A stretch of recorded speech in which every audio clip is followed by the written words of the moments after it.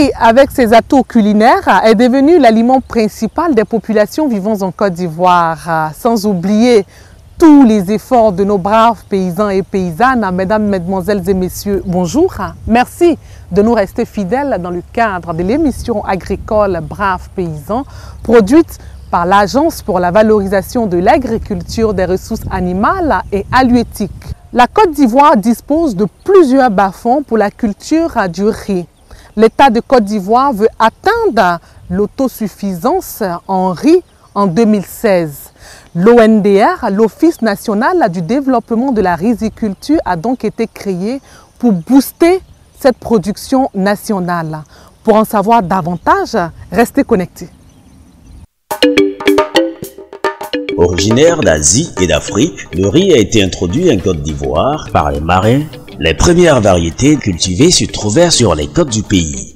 Avec environ 21,9 millions d'habitants pour une superficie de 322 462 km², la Côte d'Ivoire connaît une urbanisation rapide. 1,5 rural pour 1 urbain en 1995 et une prévision de plus d'urbains que de ruraux en 2015 avec un taux de pauvreté de 48,9%. Le riz, avec ses atouts culinaires, est devenu, dans ces conditions, l'aliment principal des populations vivant en Côte d'Ivoire. La production nationale, estimée à 600 000 tonnes de riz blanchi en moyenne par an depuis 2008, couvrait à peine 50% de besoins de consommation nationale, estimés à 1 500 000 tonnes de riz blanchi en moyenne par an. Pour combler ce déficit, la Côte d'Ivoire a recours à des importations massives qui se chiffraient en 2009 à 919 000 tonnes de riz blanchi pour un coût de 235 milliards de francs CFA et qui proviennent des pays asiatiques. Pourtant, la Côte d'Ivoire dispose de plusieurs atouts en matière de riziculture pour lui permettre de produire suffisamment de riz en vue de couvrir sa consommation nationale et exporter le surplus éventuel. Parmi ces atouts, on peut relever le potentiel important en terres rizicultivables, un climat très favorable avec une pluviométrie abondante, des producteurs au savoir-faire non négligeable, l'existence de variétés à haut rendement ayant de bonnes qualités organoleptiques, l'existence d'un marché potentiel et un environnement économique et industriel devenu satisfaisant. Malgré ces atouts, la Côte d'Ivoire est exposée à un risque d'insécurité alimentaire sur le riz à cause de sa trop forte dépendance à l'importation avec une production moyenne annuelle de riz blanchi d'environ 600 à 700 000 tonnes pour une consommation estimée à 1 317 704 tonnes en 2008. Lancée à l'orée de l'indépendance, la politique nationale de développement du riz implémentée par l'ex-Soderiz a permis à la Côte d'Ivoire d'être autosuffisante dans la production du riz dans les années 80. Cependant, la conjoncture économique mondiale et les 3 dernières décennies de crise politique ont entamé cette bonne dynamique de progrès rizicole. Devant donc ce constat peu réluisant pour l'économie, le gouvernement a décidé de soigner le mal à la racine. C'est dans cette optique que l'Office national de développement du riz, ONDR, a été créé en 2010 pour impulser la politique de développement de la production massive du riz en Côte d'Ivoire. La Côte d'Ivoire est composée de plusieurs zones de production de riz. Vous avez le riz irrigué, vous avez le riz pluvial, vous avez le riz inondé. Et tous ces systèmes culturaux de riz doivent permettre d'atteindre l'autosuffisance qui a été demandé par l'État ivoirien. Donc, sur la base du potentiel ivoirien, de la caractéristique de la riziculture en Côte d'Ivoire, nous avons mis en place une stratégie qui a un certain nombre de concepts, d'outils. Le premier, c'est l'organisation spatiale. Nous avons divisé la Côte d'Ivoire en 10 pôles de développement du riz. Et il y a un élément qui est très important pour nous. On veut atteindre l'autosuffisance. Et nous n'avons pas suffisamment d'argent pour la riziculture parce que la riziculture demande beaucoup d'argent. Nous avons évalué les coûts d'exploitation, c'est-à-dire la mise en place des intrants, c'est-à-dire semences, engrais, herbicides, l'achat du paddy, la transformation du paddy, la distribution du paddy. Tout ça, quand on a évalué le coût, on a environ 1200 milliards de francs CFA par an. Cet argent, on ne peut l'avoir ni auprès de l'État, parce que c'est des activités privées, ni auprès des banques, c'est des montants importants. On ne peut l'avoir qu'auprès de partenaires privés. C'est ainsi que notre dispositif de développement de la riziculture a fait une large place au secteur privé. C'est une des particularités, la place du secteur privé qui est prépondérante dans la filière riz. On ne demande pas à ces opérateurs privés de venir produire du riz, d'acheter la terre avec les producteurs et puis produire du riz. Non. On leur demande de venir nous appuyer financièrement à mettre en place les engrais, les herbicides, les semences, de nous appuyer financièrement à ce que le paddy soit acheté cash, de nous appuyer financièrement à transformer le paddy. Et puis maintenant, une fois le riz est sorti, ils peuvent prendre le riz pour le vendre sous leur label. Par le truchement de la SNDR déployée par l'ONDR, une véritable stratégie est mise en œuvre.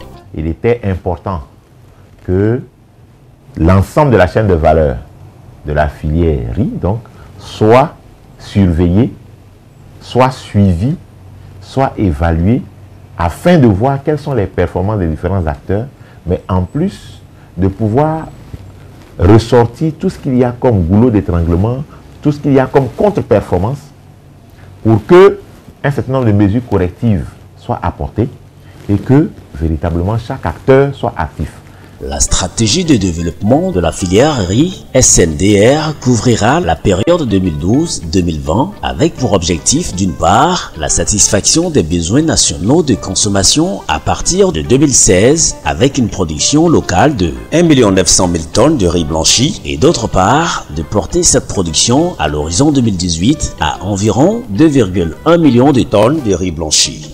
C'est justement pour s'imprégner de tous ces plans d'action que l'équipe du magazine Brave Paysan a tenu à aller sur le terrain pour se rendre compte de la stratégie effectuée à mi-parcours. À cet effet, une escale a été faite à Yamoussoukro sur les périmètres de Zata et Subiakro pour rencontrer les multiplicateurs des semences fournies par le CNRA et l'ADRAO. Nous sommes ici sur le site de le périmètre risicole de Subiakro, un périmètre aménagé où on a une maîtrise totale de l'eau. Et les différentes variétés que je produis ici, il y a le Palawan d'origine philippine, et puis il y a le 8 à 9, et puis deux fois aussi le CB1 qu'on appelle communément le riz noir. Ça fait 2 ans, j'ai essayé aussi avec Dr Boué du CNRA à mettre en place une nouvelle variété qu'on appelle le Boaké AM qui doit être homologué et qui se comporte aussi très bien.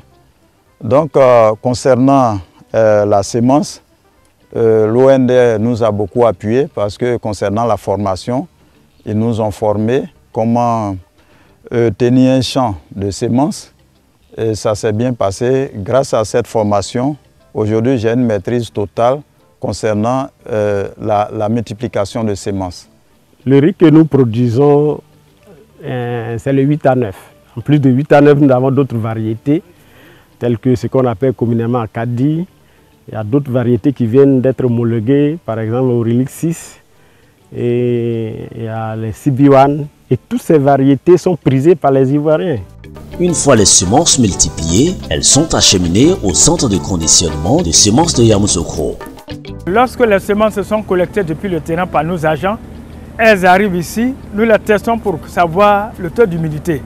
Lorsque le taux d'humidité est établi à 12% de taux d'humidité, ça veut dire que la semence est apte à être conditionnée, c'est-à-dire à passer sur la trieuse. Mais lorsque ce taux d'humidité est élevé, alors la semence subit un séchage à l'air libre sur les bâches. Alors il y a un planning qui est fait lorsque les semences sont sèches à 12% de taux d'humidité et maintenant ces semences passent sur la table densimétrique. Préalablement repaiser sur notre balance électronique pour pouvoir nous permettre à faire les ratios. Une fois les semences conditionnées, elles sont emmagasinées dans les chambres froides pour leur permettre d'être conservées assez longtemps. Pour la campagne 2013, il y a eu 1430 tonnes de collectées par nous. Sur cette quantité de 1430 tonnes, nous avons pu obtenir en semences nettes 1043 tonnes qui ont été donc conditionnées. Les semences sont conditionnées en sacs de 40 kg.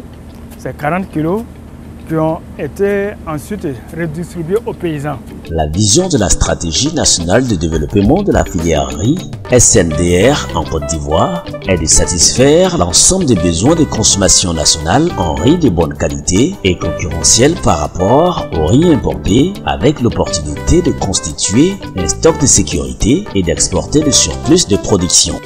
Pour nous, le riziculteur à l'horizon 2020, il doit pouvoir tirer le meilleur parti des innovations technologiques, donc porter vers la recherche. Mais la recherche dans l'objectif d'améliorer son processus de production, mais de satisfaire le besoin du marché.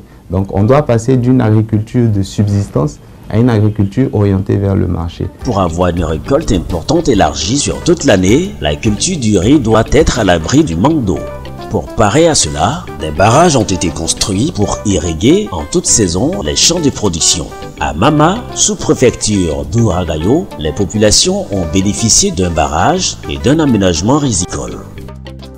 Ici, ce site a pour caractéristique d'avoir un barrage d'une retenue d'eau de 3 132 000 m3 d'eau sur une superficie de 113 hectares qui irrigue en aval 125 hectares de terres aménagées pour la riziculture irriguée en double culture principalement, également pour le maraîchage.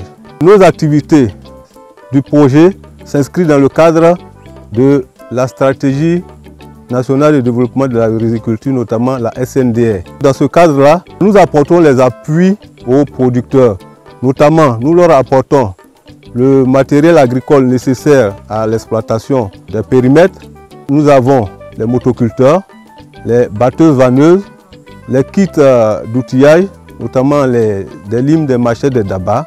Et ici, à terme, il est question pour nous, en vitesse de croisière, de produire 6 tonnes hectares par cycle. Ce type de périmètre, nous en avons réalisé dans le cadre du projet 4, dont celui sur lequel nous sommes. Sur ce site, nous encadrons 171 exploitants répartis comme suite, 50 femmes et 121 hommes. Ce site a une superficie de 110 hectares. Nous avons formé les exploitants sur l'itinéraire technique du riz irrigué. Les femmes et les jeunes nous disent toute leur gratitude à l'endroit de l'ONDR. On est en train de cultiver riz de bas-fond 8 à 9. Et ça peut nous donner un site à 7 tonnes. Nous remercions beaucoup l'ONDR qui nous a permis avec sa stratégie de cultiver du riz irrigué sur ce site-là. Et donc nous les remercions beaucoup. Nous voulons qu'ils continuent de nous appuyer pour que le site soit bien aménagé et qu'on fasse encore plus de, c'est-à-dire 3 fois au moins dans l'année. Ce barrage a également suscité d'autres activités génératrices de revenus telles que la pêche. Cette eau, avant de devenir barrage, c'était d'abord une petite rivière où nous, on venait juste s'amuser, on nageait. Bon, après, il y a eu le projet de l'ONDR et aujourd'hui, c'est devenu une grande eau. Sans cette eau-là, vraiment les sous, pour avoir les sous, c'était un peu dur. Mais avec cette eau aujourd'hui, avec ce barrage aujourd'hui là, on arrive à s'en sortir un peu. Chef Goli Obou-Joseph, grâce à sa récolte abondante due au barrage, a pu bâtir une nouvelle maison qu'il nous présente avec fierté. Depuis les années passées, je ne gagne rien. Je gagne seulement pour manger. Mais depuis l'an dernier, quand j'ai récolté, j'ai eu plus. Ça m'a permis de construire.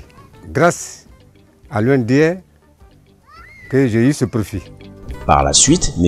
Kone Nandignon nous éclaircit sur des points à la question de savoir combien d'hectares dispose la Côte d'Ivoire. Il nous répond en ces termes. En termes de potentiel de surface cultivable pour le riz en Côte d'Ivoire, le potentiel est très important. En dehors de ce qu'on appelle le riz de bas-fond, c'est-à-dire le riz qui est cultivé dans les zones, dans les plaines qui sont drainées par des cours d'eau, on a le riz de plateau qui est cultivé sur toute l'étendue du territoire. Et donc pour cette première catégorie, toutes les surfaces cultivables arables du pays peuvent servir de cadre de culture pour ce riz de plateau. Pour ce qui concerne les bas-fonds, aujourd'hui, depuis l'adoption de la SNDR en février 2012 jusqu'à aujourd'hui, les identifications qui ont été faites par les services de l'ONDR à ce jour s'élèvent à 165 000 hectares de bas-fonds et de grandes plaines qui peuvent servir pour la production de riz. Ce n'est pas la totalité des bas-fonds et des plaines qui ont été identifiés. L'activité d'identification continue pour compléter, pour arriver à un chiffre plus précis, plus exact, qui reflète plus la réalité. Dans cette dynamique, le chef d'œuvre d'architecture du barrage gonflable, bâti dans la ville de Mbayakro, nous est présenté par M. Kwadio Obo, chef de service organisation et production agricole du barrage. Alors, le principe de ce barrage, c'est de faire en sorte que l'eau dans son lit circule en toute tranquillité. Nous gonflons le barrage, en 30 minutes il est gonflé et nous avons suffisamment d'eau pour alimenter nos pompes et pour alimenter nos parcelles. Une fois l'irrigation terminée, le barrage se dégonfle et l'eau suit son cours normal. Ce barrage permet l'irrigation des 450 hectares avec 2 stations de pompage. Une station de pompage là où nous sommes maintenant, qu'on appelle la station de pompage 2, et il y a une station de pompage à 7 km d'ici, qu'on appelle la station de pompage 1. Mais pour que les stations de pompage marchent et que le barrage gonflable marche, c'est alimenté à l'électricité. Donc nous avons devant nous la salle électrique. C'est un élément novateur parce que c'est la première fois que dans un périmètre risicole, on va utiliser ce système. Et c'est la première fois aussi que nous allons utiliser ce type de barrage en Côte d'Ivoire, en Afrique de l'Ouest, et nous sommes le 3e pays en Afrique à utiliser ce système. Les producteurs du site aménagé ont donné leur avis sur l'effet du barrage gonflable dans les productions. Nous avons l'eau grâce au barrage que l'OND a mis en place ici, a réussi à construire. On a vu la différence en nos rendements. Ce qu'on a réussi à avoir cette année comme rendement est largement au-dessus des rendements passés. Soulignons que pour un bien-être inclusif des producteurs villageois, d'autres installations très utiles telles que le château d'eau, de pompes fontaines, etc. ont été construites. Avant, on vivait difficilement pendant la saison sèche pour avoir l'eau à boire. Des fois, on s'en va aux usines pour prendre de l'eau avant de venir à ce que les enfants puissent aller à l'école. Et aujourd'hui, l'OND est venu, nous a aidés, on a eu le château. Maintenant, tout le monde a de l'eau chez lui à la maison. Vraiment, ça nous plaît beaucoup. Maillon pas moins vital de la stratégie, les transformateurs des paddies n'ont pas été oubliés. Ils ont expliqué les performances des machines mises à leur disposition par l'ONDR dans l'amélioration de leurs activités rizicoles et leurs attentes dans leur localité.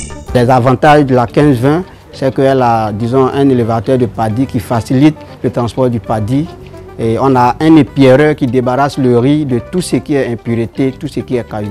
Et on a un double élévateur et une table densimétrique qui nous permet de séparer le riz décortiqué du riz non décortiqué. Et au finish, on a un riz sans cailloux, sans paddy.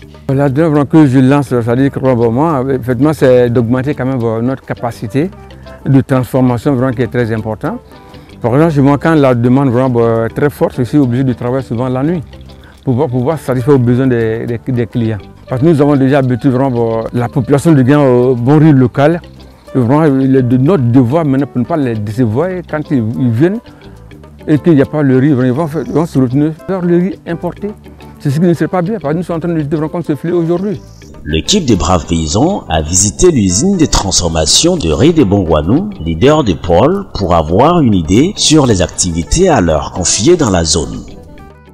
Dès le départ, dans son rôle de maître d'œuvre et d'entremission, l'OND nous a mis en relation avec différents opérateurs, en l'occurrence un opérateur financier qui nous apportait le soutien.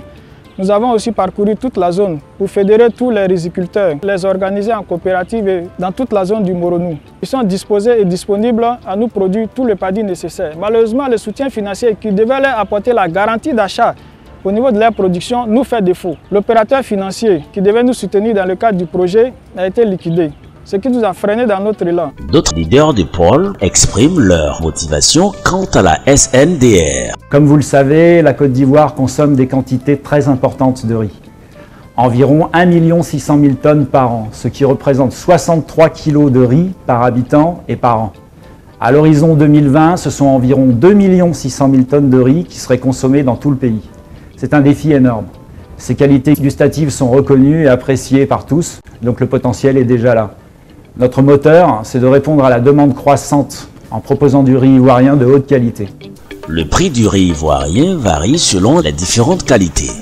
Comment la SNDR garantit-elle un prix accessible du riz blanchi et une bonne qualité aux consommateurs? Le riz à l'importation est un riz qui est bonifié parce que vous avez très peu de brisures à l'intérieur. 5% de brisures, on appelle ça le haut de gamme. Nous avons fait une enquête en Côte d'Ivoire pour savoir effectivement quel type de riz d'Ivoirien mange.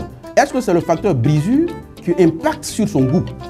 Au soir de ça, on s'est rendu compte qu'en fait, Ce n'est pas l'aspect brisure qui impacte fortement sur le goût de l'ivoirien. Ce qu'il recherche, c'est un riz propre, c'est un riz frais, c'est un riz qui a un goût dans lequel il se retrouve, c'est un riz qui est parfumé naturellement. Or, le prix du riz, il est élevé parce que vous avez très peu de brisure à l'intérieur, donc les rendements à l'usinage, là où vous mettez par exemple 100 kg de riz, vous voulez obtenir du riz à 5% de brisure, vous n'obtenez que 50 kg là-dedans, vous n'obtenez que 50% du rendement. Or, si vous faites du riz de Côte d'Ivoire, c'est un riz qui est caractérisé à peu près avec 66% de rendement. Ça comporte 50% de grains entiers que vous avez effectivement à l'intérieur de ce riz-là. Et donc, également là-dedans, vous avez les taux de brisure. Le taux de brisure correspond à peu près à 15% de brisure à l'intérieur. Donc, ça vous donne déjà près de 65% de rendement. Là où le riz d'importation, lorsque vous le faites à 5% de taux de brisure, vous n'avez que entre 50 et 40% de brisure. Donc, plus le rendement il est élevé, plus le prix il baisse. Le riz de Côte d'Ivoire, il va se normer par rapport à cette caractéristique-là. La pureté variétale, la propreté du riz, l'homogénéité, le goût, la fraîcheur. Le riz local ou riz ivoirien est beaucoup prisé sur le marché selon les dires de grossistes et détaillants. Les Ivoiriens s'intéressent beaucoup au riz local. C'est un riz qui n'a pas trop de répercussions de maladies sur l'organisme parce que dès qu'on le coupe au champ, il garde toute sa saveur, toutes ses qualités et puis bon, les gens le consomment rapidement. Donc il n'y a pas de problème là, en ce sens-là. Ça va et donc le riz se comporte très bien. C'est bon riz local, l'homme de Guinwa, il veut ça. Donc il veut ça, toujours il vient payer. Et puis les gens qui font aussi, ils ont qu'à aider aussi. Là, nous on gagné beaucoup et puis on vend. Les restauratrices et les consommateurs témoignent de tous de la bonne qualité et du parfum du riz local. C'est du riz local que je vends ici parce que les gens aiment très bien et c'est bien parfumé, il n'y a pas de cailloux dedans. Comme nourriture, j'aime beaucoup le riz local parce que c'est un riz qui est bien parfumé, bien propre et il n'y a pas de saleté. Vraiment, j'invite la population ivoirienne à consommer tous le riz local. Les impacts attendus de la SNDR 2012-2020 sont les suivants. La création d'emplois au niveau de tous les segments de la chaîne de valeur du riz, notamment la production, les services, transformations diverses, maintenance, etc. et la distribution. Ainsi, plus de 500 000 emplois directs et 2 millions d'emplois indirects seront créés en amont et en plus de 100 000 emplois directs et 400 000 emplois indirects en aval. En 2014, la Côte d'Ivoire a produit 1 343 000 tonnes de riz blanchi. Tous ont donc les yeux rivés et les oreilles attentives vers le Salon international de l'agriculture et des ressources animales, SARA, où ils espèrent promouvoir le label riz ivoirien. Quoi qu'on dise, il y a certains Ivoiriens qui sont encore sceptiques pour le riz local. Et comme le SARA est un cadre d'échange, qu'il y aura des gens qui vont venir de la sous-région et même du monde entier, nous allons saisir l'occasion pour valoriser le riz que nous produisons. C'est une occasion pour nous pour faire connaître un peu tout ce qu'on produit comme semences et les différentes variétés.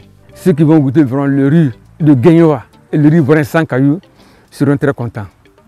Ça, c'est un challenge vraiment pour nous. Nous avons fait une forte présence au SARA. Et ça permettra à l'OND de montrer de manière physique ce que nous faisons et ce qui existe dans les activités que nous réalisons sur le terrain, avec l'ensemble des opérateurs. Et là aussi, vous verrez la distinction entre les différentes qualités de riz que nous faisons, comment ce riz est produit sur le terrain, les différentes phases, pour que les gens aient une bonne connaissance du riz, de ce que nous faisons et ce que nous projetons faire dans l'avenir. Espérons que les discours et les décisions porteront sur la poursuite de la politique de la production accentuée du riz et de sa consommation locale. L'ONDR garde toujours le cap. Le temps qui nous est imparti tire à sa fin. J'ai été heureuse d'être en votre compagnie. Vous l'avez compris au cours de ces 26 minutes, le riz pousse partout.